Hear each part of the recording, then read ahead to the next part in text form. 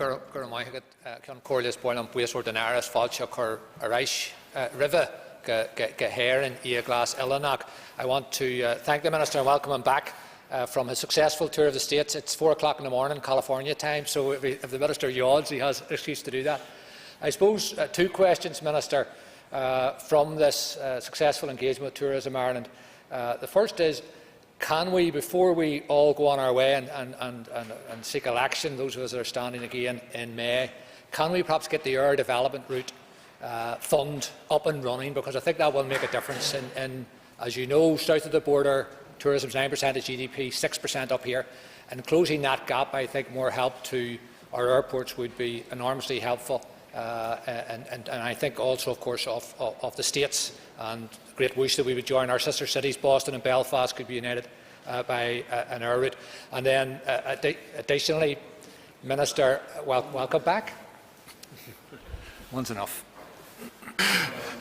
Well, I think there is a very important point to be made in terms of air access, and I want to congratulate both of our airports, specifically that I've noticed that has seen an increase, and also City of Derry. I've met with them in terms of proposals that they have. We've met there and their boardroom and looked at what we can do there. But I noticed both in terms of the figures, both Belfast City Airport and Belfast International Airport are reporting increased numbers of visitors, travellers coming through the airports, which shows us that we're on the right trajectory.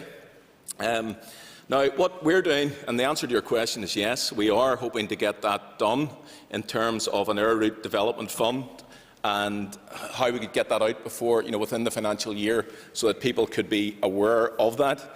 Because the purpose is to develop the connectivity, as the member says, between business destinations, and also look at those routes that have an inbound for tourism potential.